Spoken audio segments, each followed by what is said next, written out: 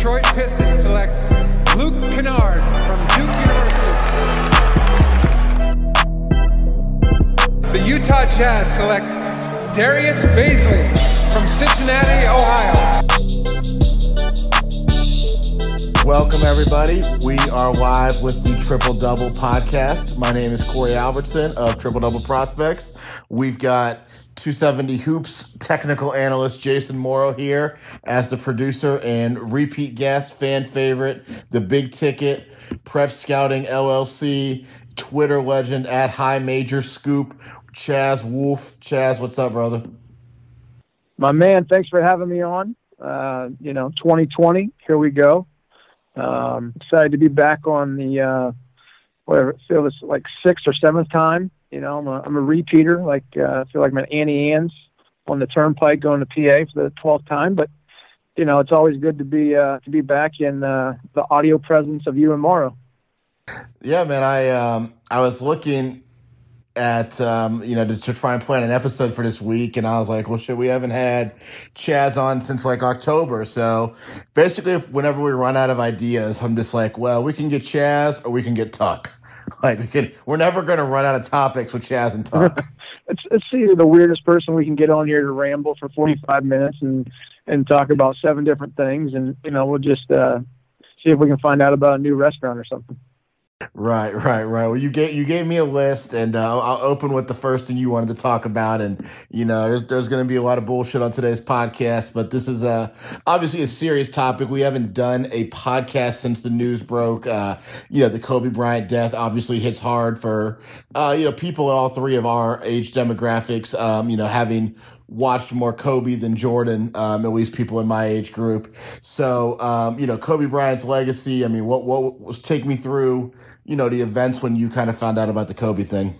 Well, I was actually at the Chet Mason Invitational, sitting there talking to a college coach and, watching the game, and everybody kind of went silent because it was, it reminded me of the situation where we were in Indianapolis, where LeBron made his announcement that he was coming back to Cleveland, and everybody was check your phone, check your phones.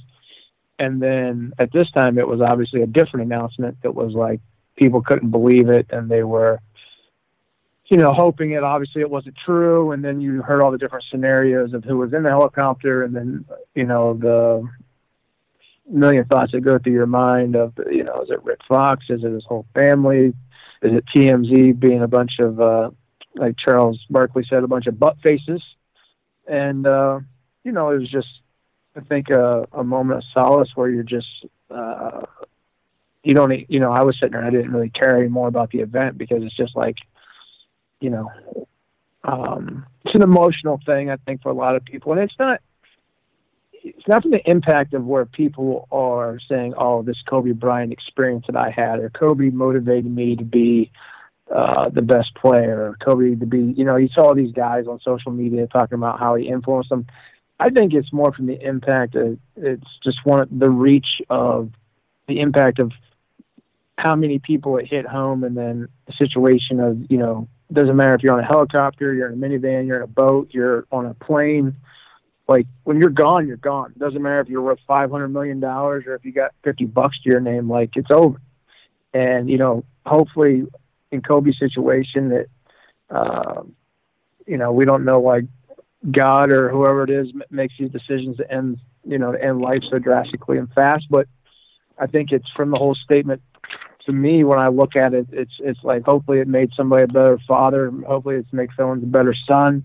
Hopefully somebody reached out to someone they haven't talked to in a while, but they needed to mend a bridge. And, and I think looking at the amount of people that came, and to be honest with you, like, I never really watched Kobe a lot because being on the East Coast or Midwest, wherever we are, Mid-East Coast, like, I wasn't staying up till at midnight to watch the Lakers play. I mean, obviously when they were coming to play the Cavs or whoever it may be, but, the transition for me was always Jordan, and then LeBron came in. So I was probably, I'm a little bit older than you guys, 37. It's like the situation where I was watching Jordan a little bit, but it's from the standpoint of you're an adolescent and you can say, oh, I remember Jordan.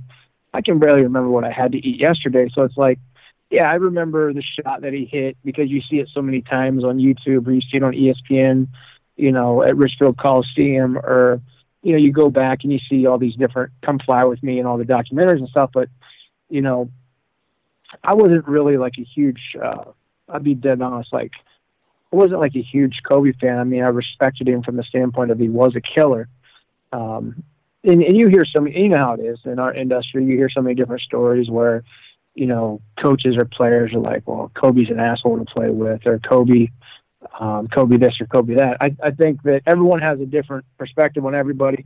No one's going to agree 100%, but I think the one thing that people agree on is whether you like Kobe Bryant as a person or not, he's going to outwork you. And obviously showing his ability to get better from being drafted his rookie year, and the work ethic and the stories that I hear. And then, you hear obviously his motto of the Mamba mentality. And there's always going to be the debate of, Jordan, Kobe, and you could break it down statistically on trophies and points and all that. But it's obviously slightly subjective, as you know. And I look at the kids. I mean, I see all these kids now on Twitter getting Kobe tattoos. And if Kobe was probably still alive, and I can't speak for him, but, if Roth or somebody wanted to get a tattoo of me, I would tell them, I would tell them they're a little foolish to get a tattoo of me, but I'm not a tattoo guy. So, no, I think it's to wrap the Kobe MJ thing up. I just think it's I pray for his wife. I pray for his daughters, the people around him. And, I know that they're going to have a lot of struggling and a lot of emotion as the healing time goes on. So let's move forward on that topic. Well, with Kobe, it's emotional for everybody. I mean, I agree with you. I think there are some people who casually were Kobe fans who are, acting like he really impacted their life. And, I'm not big on that. I think they're making it, more about themselves than about the topic. But, I certainly have a lot of Kobe memories. And, growing up, it was the Christmas Day game. It was the Thanksgiving Day game, all those type of holidays are opening the season, opening night, the finals and everything. And I have, in terms of Jordan memories, I remember where I was watching him when he hit the final shot with the Bulls. And, other than that, I don't remember a whole lot about Jordan. So obviously at 31, Kobe was a guy who I liked. But I think some of the interesting things, in terms of takeaways and lessons you can learn with Kobe, I mean, the stuff about him as a father is obviously touching. I think the other thing is, it really seems like you said he's kind of got that asshole reputation. But if you look at like the last couple years of his life, he really seemed like a guy who was kind of not just an ambassador for the NBA, but like a guy who wanted to help the young guys. And, if he saw a guy who had that, Mamba mentality, if that's what you want to call it, he was quick to, reach out to that guy. Hey, how can I help you? What can I do for you? And, with Michael Jordan, as great of a player as he is, I don't think, you saw that. And maybe that's why this thing has kind of hit people the way it has. Yeah, I agree with that. I think post NBA Kobe obviously is a more philanthropist, giving guy, more down to earth, more humble. Just from the standpoint of having the AAU team for his daughter and the academy. And we know the amount of work and hassle and BS that goes into operating an AAU organization and getting people on the bus and making sure they're there on time and make sure you have this jersey. And those are the things that he was handling. I mean, so you're talking about a guy who's 1, 2, 3, whatever it may be, top players that ever play the game, and he's coordinating a whatever that age group is, AAU team for his daughter. Shows basically the capacity of his love for his daughter, and I think it showed also that his humility, because as you know, it takes a lot of humility to do those type of things, and the love and that you have to have for the game, but also for the people that are involved with it. And I thought the funniest thing out of all of it, not really funny, but the story that was funny is when they were going around talking to Shaq, and they were talking to D Wade, and they were talking to Reggie Miller and Charles Barkley, and kind of touching on your point of people using social media as a platform to talk about their Kobe experience, or what he meant to him. And I thought Charles kind of summed it up the best. the mound around the rebound, said that I didn't really know Kobe. He's like, I'm not going to bullshit you. He's like, I probably met Kobe, 40, 50 times. He'd come up to me and be like, what's up, Chuck? I'd be like, what's up, Kobe? And he said, we would just keep walking. He was like, we were cordial. He was like, he was a great competitor. He was like, I liked him. I did not like him. I said we were in between. And he said that was it. He was like, I'm not going to admit that I knew Kobe Bryant. But then when they said, where were you when it happened? And Charles was like, I was walking out of a movie. And to me, that's kind of, it's funny because you look at Charles Barkley, and to me, he's just a normal, real dude, and he wasn't going to like hype up the fact of, he didn't have a crazy Vegas story gambling with Kobe or USA Basketball, you know what I mean? And where you see some people using it as self-marketing on social media and all that jazz, which is kind of why I respect the Chuck Wagon, because he keeps it real.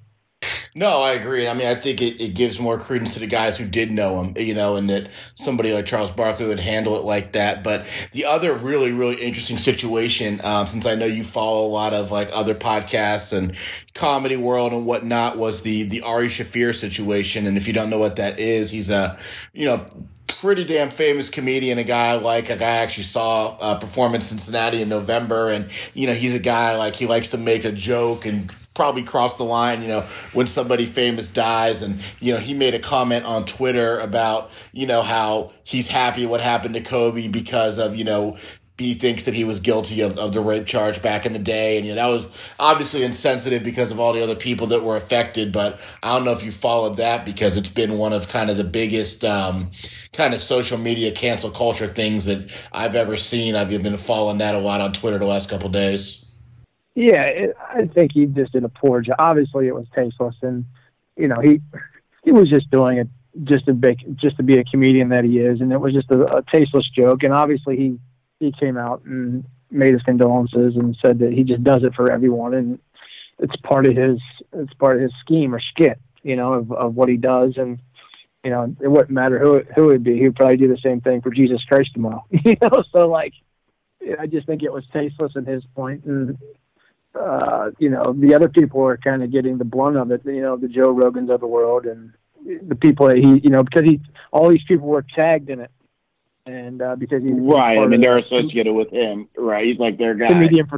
Comedian fraternity. But yeah, I mean, it is what it is. I imagine he'll figure a way to fill upwards on Netflix or Showtime. Absolutely, that's how it goes. Well, let's move away from the morbid, from the Kobe topic, and let's just talk Ohio basketball. We had Tuck on here the last time we did an episode, and we talked a little bit about the play-by-play, the fly into the hoop. Don't think we talked about Chet Mason because I think we recorded before it. But give me your experience at those events this year. On and off the court, kind of what stood out to you. I heard Chet Mason had a hell of a hospitality room again. I didn't make it up. You know what? There's a lot of fluff in that hospitality room. I was in there early, and I was there like Black Friday at Best Buy. I was the first guy in line, and I don't know what happened. I don't know if I came at the wrong rotation. I don't know if I just got stuck with some granola bars and some Sam's Club water. Me and Sonny had the same review. Me and Sonny, that's one thing me and Sonny agree on is pretty much hospitality rooms. And what do you say? Wow, Wolfie. Wow, Wolfie. Man, I walked all the way down that hallway. Man, they didn't have nothing. And I don't know. Some people, Chris Mack was there. The Mack Attack, your boy from Louisville, Dino Gaudio was there. And they must have had a room just for Adidas because, that's what I told Tuck. I said that the Nike guys must be getting ripped off of this deal. So, Tuck's with Nike. So, I don't know. It was kind of disappointing from my standpoint, but the game was fine. Afterwards, of course, I went to the Cheesecake Factory and made up for what I didn't get. So that was a big move, but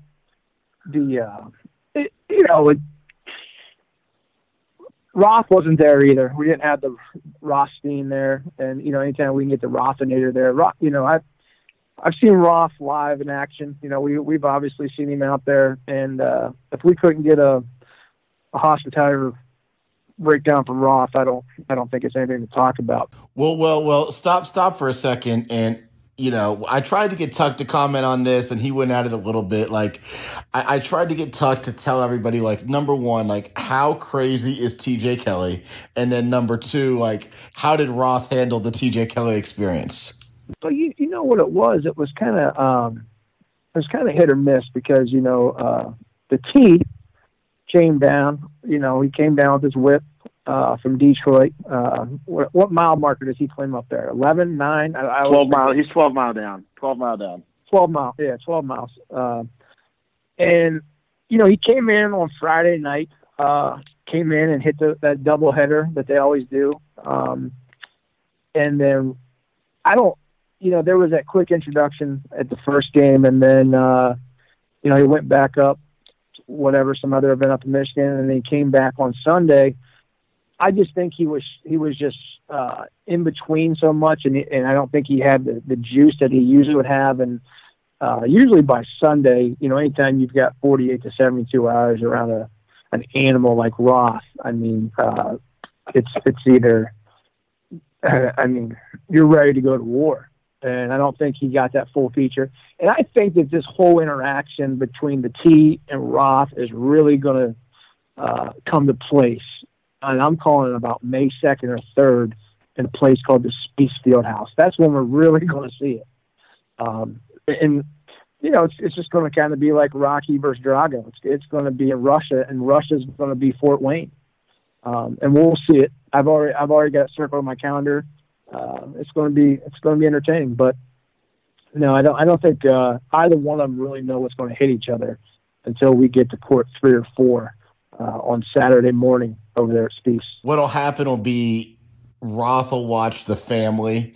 He'll make a bold comment about a player on the family, and TJ just won't have any of it.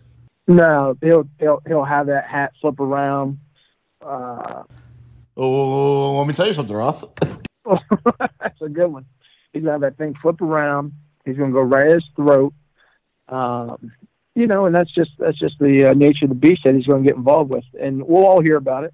It'll be, it'll be a special moment for all of us. Well, outside of the T, what did you think about flying to the hoop this year? We got entirely too many prep school teams, and there's too many of them. The event's always solid. It is what it is. It's just hard for those local fans to get, and I see it everywhere. I mean, because all these events are the same. It's hard for any event to be great unless you have great local talent. And that event is always great, when there's a Luke Kennard or there's a great Dayton Dunbar, there's really good Dayton area teams. And as we both know, and Mario can agree on this, right, is that, when 695 down there is not rocking and rolling with ball players, and the best you got is, Big Mo at Centerville and a couple other jokers from Trotwood that are, borderline football D2 low major guys, it's not going to be a juice-filled event. Doesn't matter how many games Huntington prep plays or whoever you're going to bring in. You're just not going to have that. I think to make the event better, Eric should probably listen to this, is go out and rent fans. And people are probably thinking, what the fuck did you just say?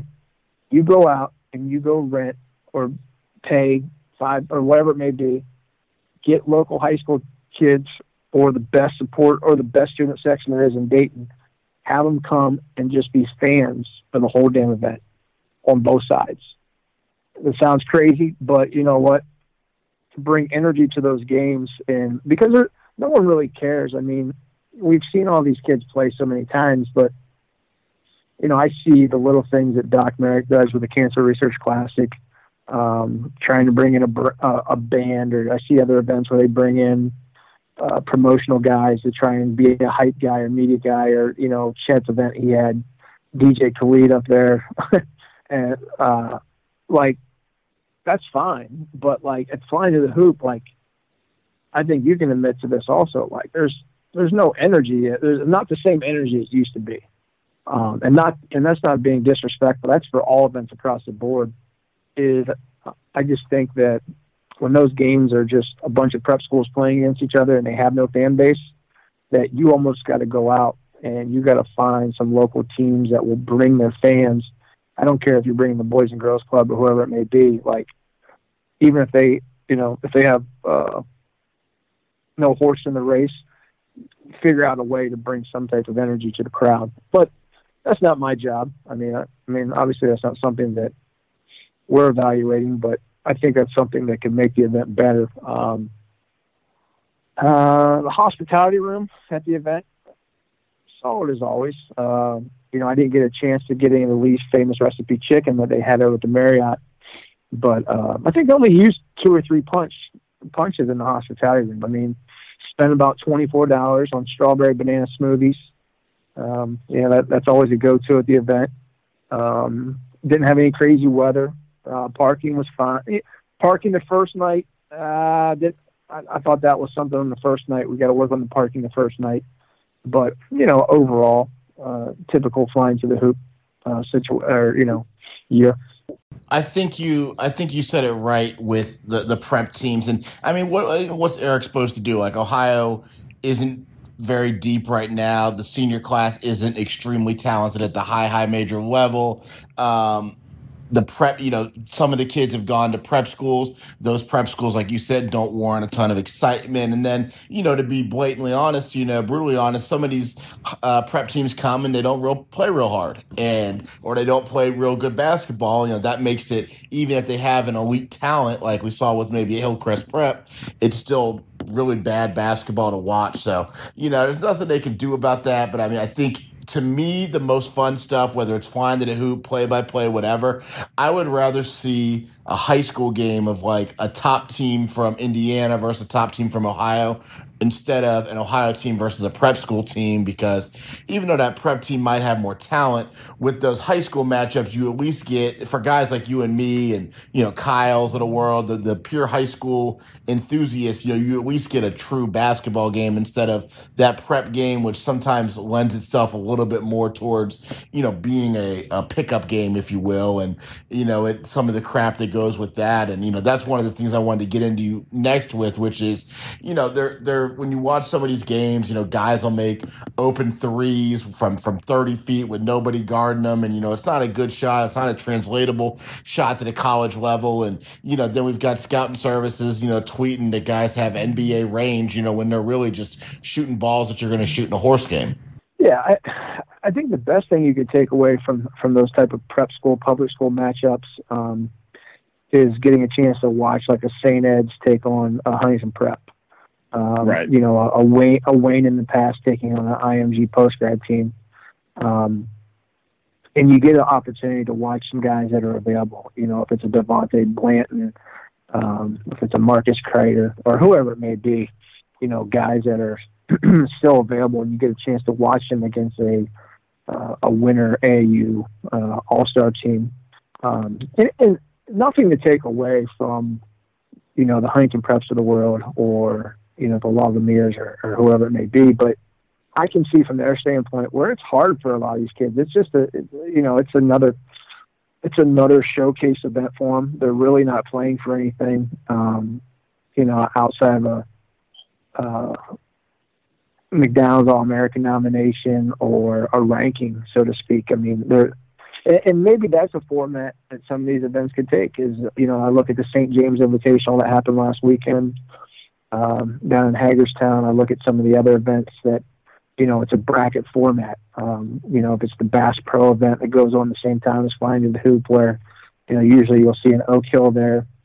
And I talked to East Coast guys, and they said the same thing about the Hoop Hall, which Hoop Hall is probably the best event during the whole year. But it's just people said that after Sierra Canyon played, because there was so much hype and juice with Bronny James being there, and obviously LBJ was there cheering him on, but like the energy from the whole event was just blah, and people didn't even stick around to watch Mount Verde, who's the number one team in the country. Everyone just cleared out after, BJ Boston and the boys game was over. So, do you do, Flying to the Hoop, do you make it a bracket event? I mean, hell, you got 4 days, which you've got plenty of time to do it. The hardest part obviously will be getting some of those teams in Ohio to give up a couple games. And it's just whether or not, what's the format you would want to do. But speaking, so to speak, of touching on where, shots that don't translate to college basketball. Yeah. I mean, we're always going to have guys that have fluff and agenda, or they see the game different because, they're wowed by kids that, shoot outrageous shots, or they hunt, or they have no feel.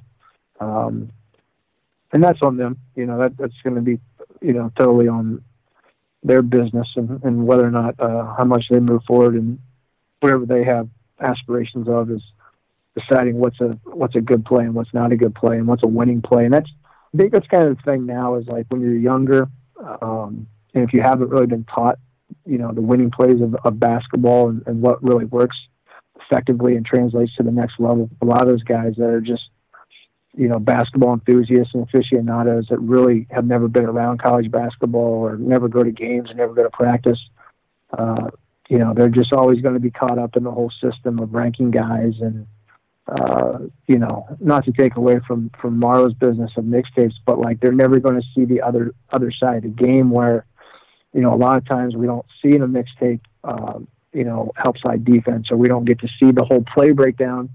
And that's nothing to take away from Morrow, but I like to watch games. Like, I don't really watch mixtapes outside of the whole facet of athleticism and wow factor. And that's what that is. That's really, obviously that's what you're getting out of the mixtape. But if I'm going to watch a kid, our boy Stubbs was talking about, what's his name, George or something, some kid up in like Northwest Ohio. That he was something like about. that. Some George kid, which I love the name already, George. And I was, and I went and I watched his whole game.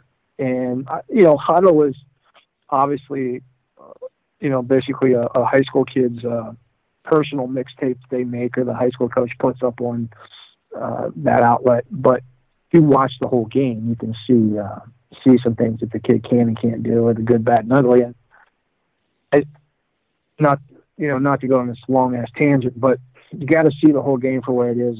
And that's the thing now that I'm older, that I'm trying to do a better job of, is trying to recognize the realistic shit. Like, is this going to really translate to the next level? And even if it's really good Division II, all the way up to the highest level of Division I, because it's, that's really what I'm watching anymore, is, that shit doesn't make sense. Like, the stuff that he's doing, and the competition and the 5'11" post guy that he's going up against, and he's not going to be able to make that pass, or that shot's not going to be there. So that's kind of what I'm really basing the whole NBA range comment on, is, very few guys. And what was it, last night or the night before, the Duke and Boston College game? It was like they were 0-23 combined from the 3-point range. So, I don't know how many. Imagine there's a couple NBA guys on that Duke team that are struggling with NBA range right now.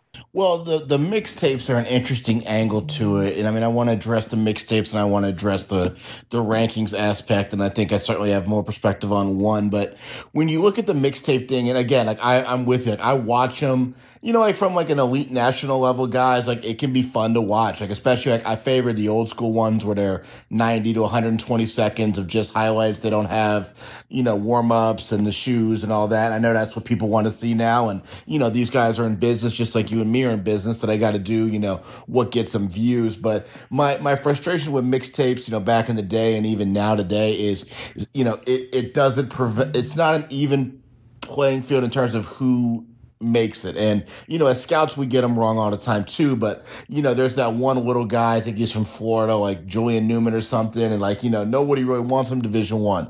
And, they're making the mixtapes out to make him look like he's, Steph Curry. Whereas, some other guys are on those mixtapes, like LaMelo Ball, whatever you think of him, whatever you think of his dad, the kid's going to be a top 5 pick, if not, high 1 or 2 pick. So, clearly they get some right, but it paints that picture. And then I think that contributes a lot to guys leaving the game because, like I couldn't believe this year at Flying to the Hoop. I forget who it was. It might have been Huntington Prep. It might have been like Hillcrest, but like there was like a group of 10-year-olds on the floor before the game, and I was walking by them, and like they knew every single kid, and they knew them because of YouTube and Instagram and all that. And like you used to not see that, where even 5 years ago, like people would be like, oh shit, that's Montverde. I know they're gonna have guys. Maybe I've heard of one or two guys off of the rankings or a video, but I don't know every single guy off the video. And that's where that's really changed. And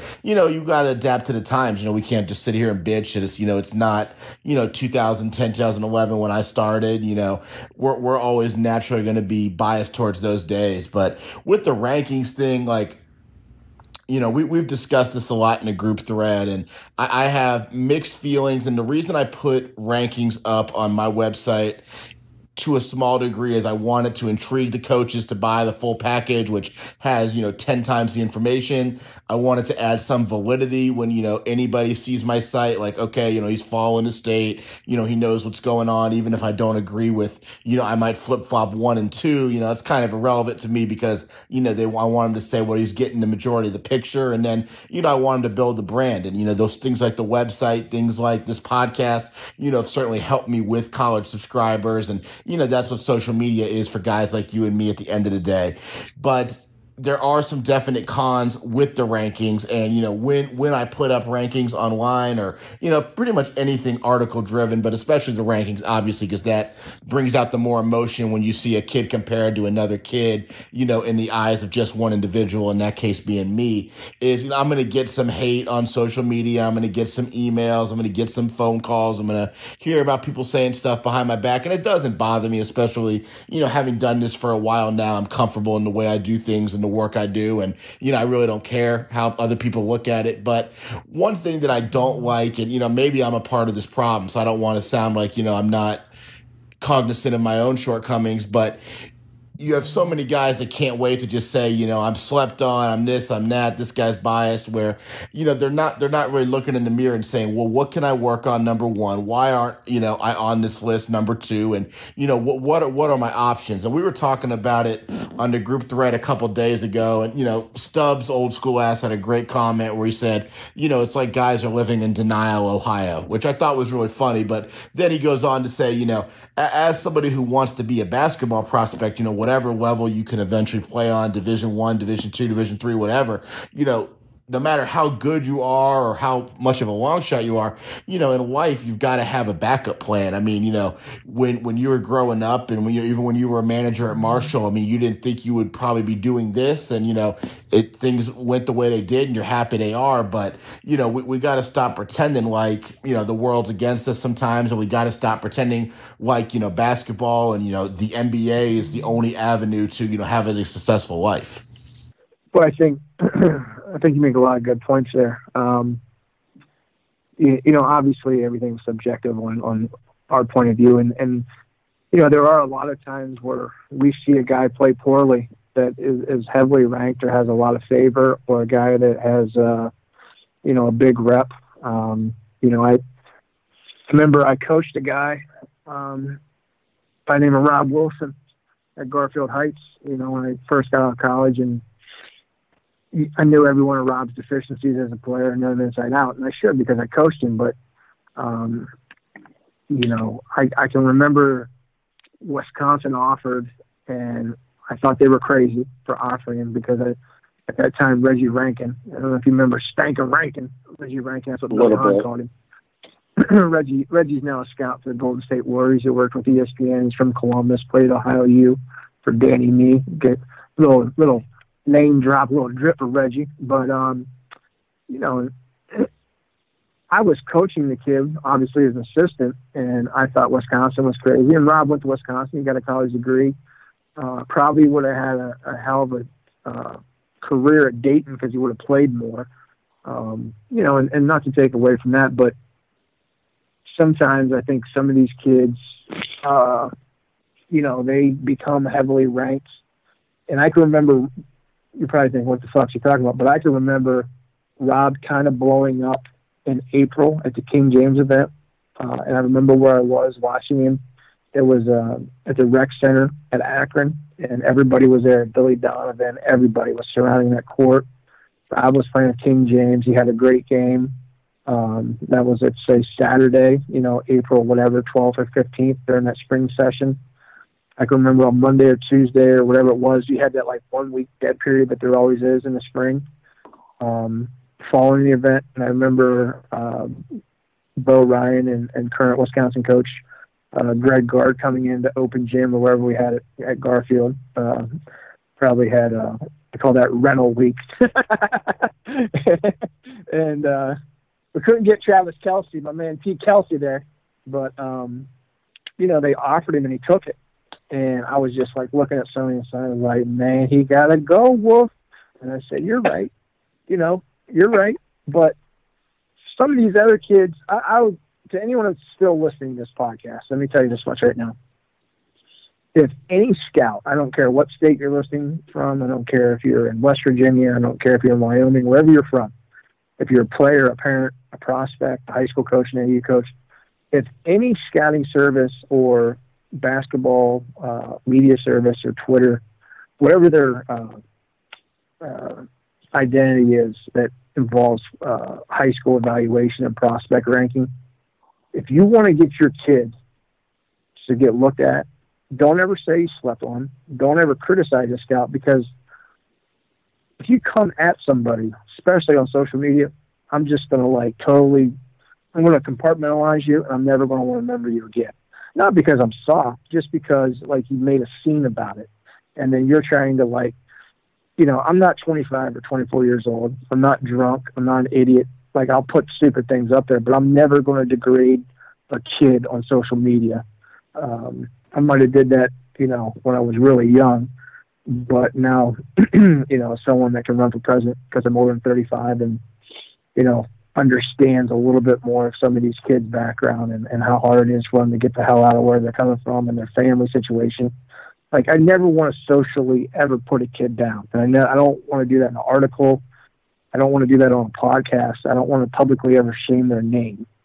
But if you start getting into a pissing contest with me, I'm not going to get involved with it on social media. I'll probably show up at your gym and go at your throat and do it as a man.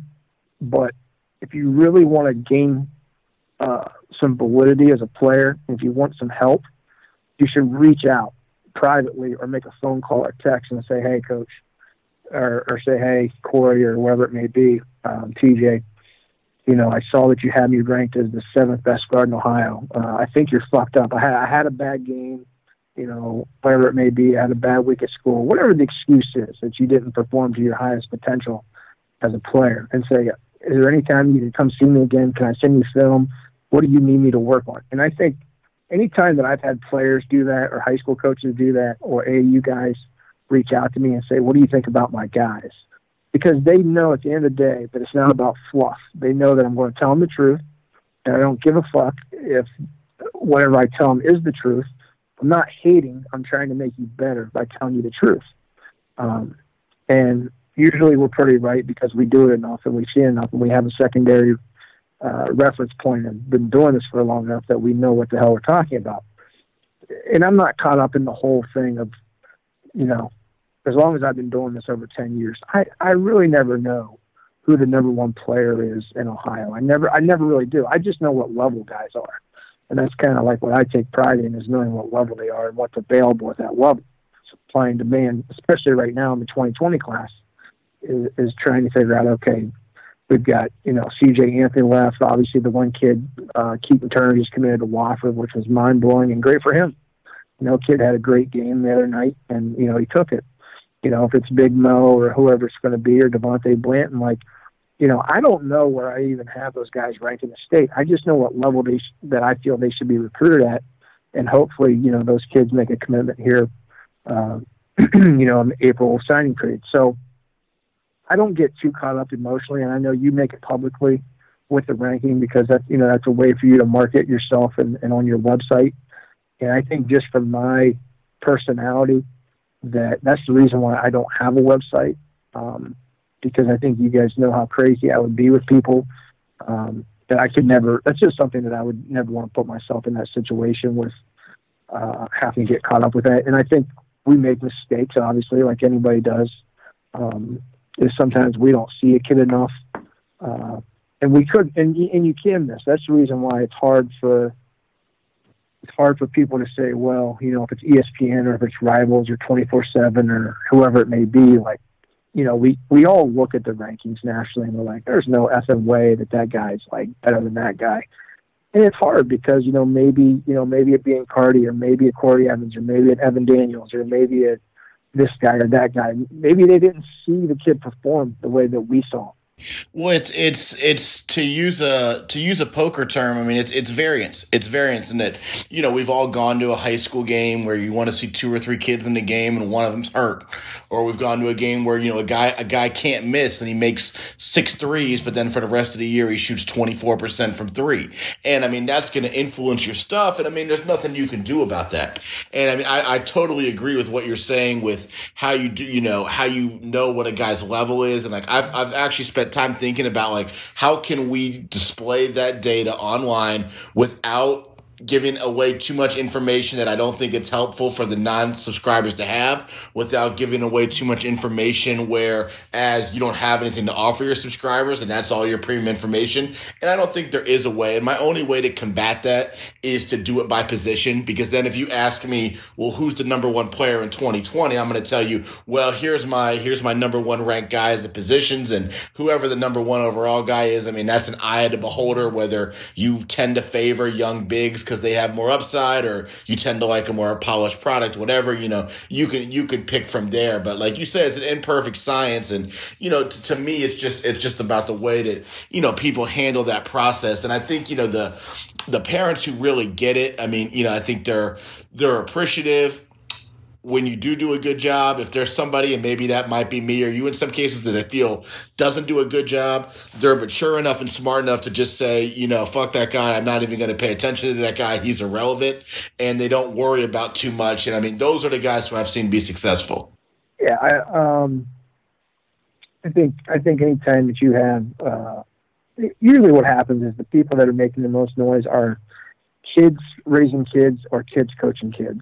If it's from an adult standpoint, they're going to say, you know what, who the F is Corey or Chas? My kid's going to keep on working, and it's going to all work out the way it's going to work out. Like, this person isn't blocking my son's success, and it's not what we're meant to do anyways. But, our whole thing is to provide college coaches, supply and demand of this is the best available prospects that Ohio, the Midwest, or the East Coast has to offer, and this is what we have. And, I think the only way you could get away from, of providing more information on your website is to do it in Star Wars characters.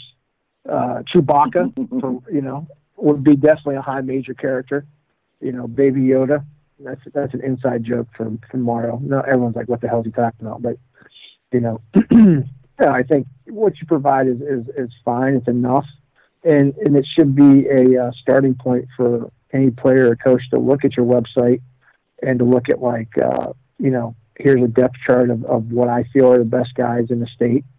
And, there's a lot of times that, I use it on kids that I don't get to see in Cincinnati, and it gives me a vantage point of in April or May to get caught up on some kids in Cincinnati that, I don't get to see during the high school season just because I'm not driving 3.5 hours to do a single header, and maybe that team, how many times outside of Benny's event are you going to get to see Moeller play in a special event?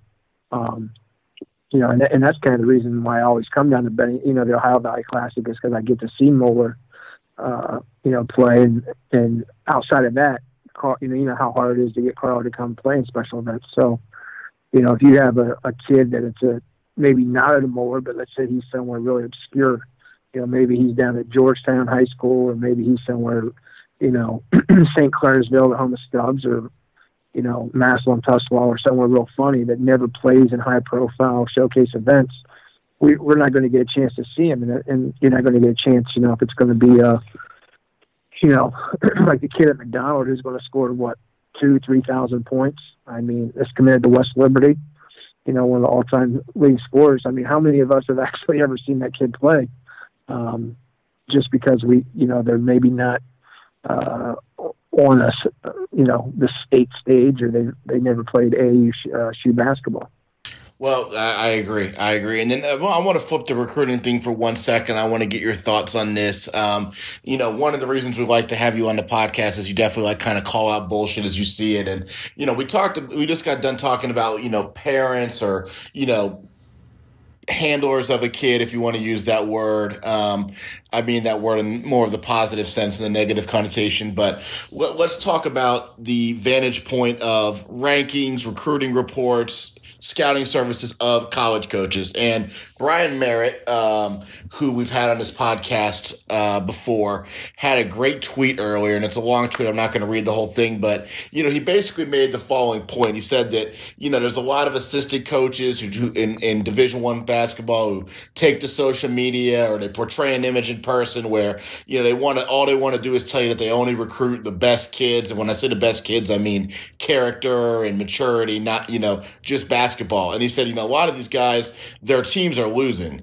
And, he said at some point they're going to have to realize or, quit with the act on social media and either go get some dudes who can really play, whether they're the best kids or whether they're a little bit rough around the edges, or if not, they're going to be finding a new job in the spring. Yeah.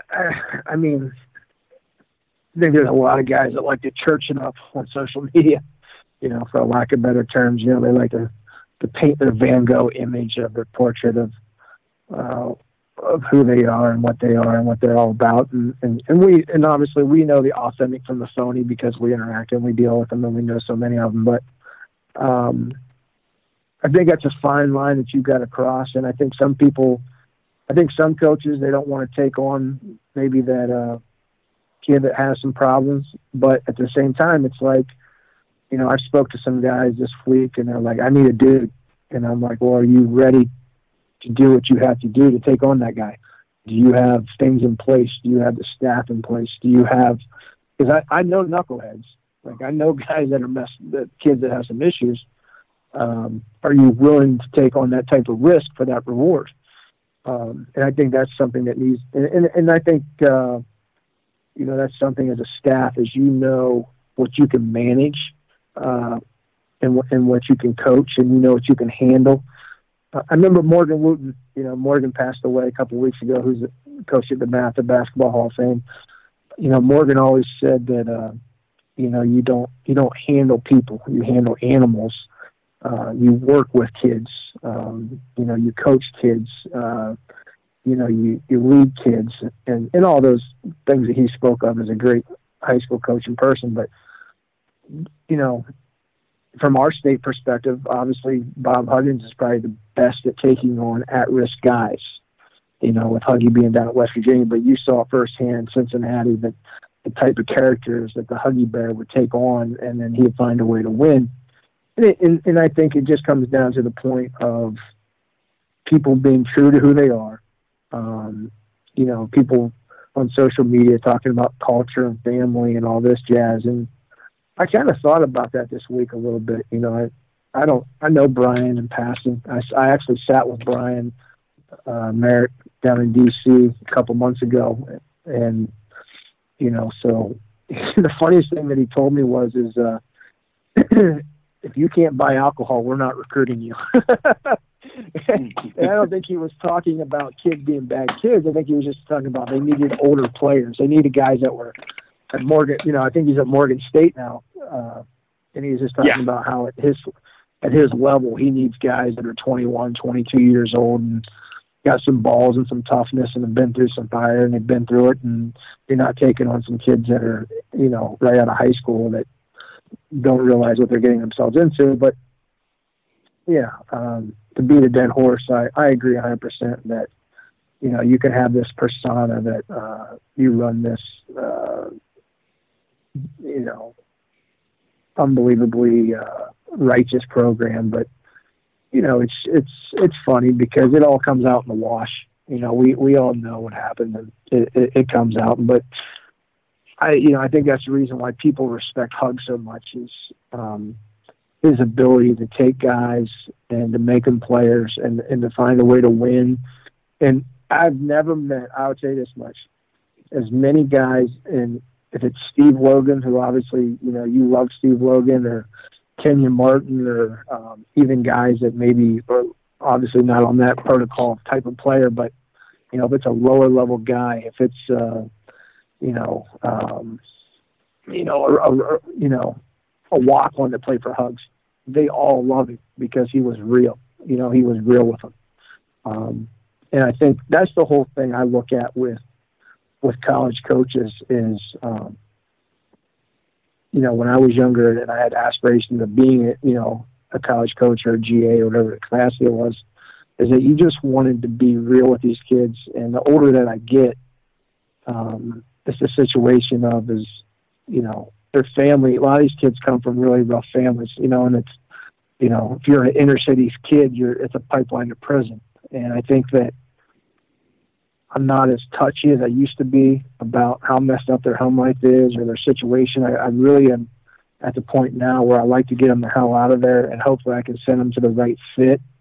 Even, if I'm just one guy that's trying to help the kid, and I'm not trying to get overly involved, but just sending out a mass email to the right level and the right people for them that I know that, and that's really what with our businesses is help our clients or college coaches maintain, sustain, get new jobs, win at their level, and then try and help kids go on and get the hell out of wherever they're at and make kids marketable for their situation. So, I don't care anymore about the false prophecy of guys' program. I know what phony and real is because I know the people that talk to me. Well, I gravitate towards the guys like Hugs. I mean, I think of Coach Cronin like that. I think of Coach Mack like that. I think of Sean Miller like that and plenty of other guys. But, to me, the whole name of the game is taking guys at most of these schools. It doesn't apply to maybe the Ivies, but it's taking guys who wouldn't have had this opportunity to go to college, that basketball has given them that foot in the door, and they've got to put their other foot in the door by doing the academic minimum to get in, and there's guys who won't do that. And, by doing that, I think they're good enough to get an opportunity. And, it's not like high school basketball where you take the guys who are at your school and then you decide, okay, here's who's going to be on the team. We're going to recruit guys, and we all want to win, and we want to get the best players. And, sometimes our job, if you're in that, coaching game is to not just teach basketball, but to mold people. So, that's why I like the way you do things. And I guess I've said many times, I certainly, am in favor of that style of coaching, while I do respect and understand the other style. And I mean, there's merit to it, and I see it be extremely, extremely successful, in what people do with other styles. So, last thing I want to talk about, I'll let you go here in a minute, but before we do, let's talk Super Bowl. Morrow got destroyed on the prop bets. I know that you probably placed some prop bets, and I also know that you were hyped that you mentioned him earlier, your boy Travis Kelce, Cleveland Heights High School, Cincinnati Bearcat football. He got himself a ring. Cedar Lee Heights, Travis Kelce, animal. Obviously, we see that on the gridiron, the turf with him being the absolute stud that he is as a football player. But for the listeners that are still awake, he was a pretty damn good high school basketball player. Played at Cleveland Heights, coached by the infamous Barry Egan. Some of your listeners, animal, Cincinnati indeed, real animal. And that's a different podcast in itself. I mean, that's a whole clinic there. Yeah, and Trav also played AAU for TMBA. Shout out Shane Klein-Raminsky and the boys. But Trav was a character. He still is a character. I was looking at some videos of him today wearing his WCW tag team champion belt at the parade, and doing his best rock / Budweiser impressions. But they're happy for a guy like him, coming from Cleveland Heights, a kid that, had some obstacles along the way at Cincinnati, as his brother obviously winning a Super Bowl with the Eagles, and then Trav now winning it. So, the dad's got to be on cloud nine. Big Ed Kelsey up there, and Cleveland Heights is probably buying rounds for everybody up there. But, yeah, Super Bowl. I mean, God, Shakira, J-Lo, the comeback. Dude, how good they both look great. I'm more of a J-Lo guy, but how good do they look at their ages? I mean, they're unicorns. I mean, absolutely unicorns. I mean, they're just Benjamin Button freaks of nature. They're pros. They're different. That's what they look like to me. they're hashtag different. They different.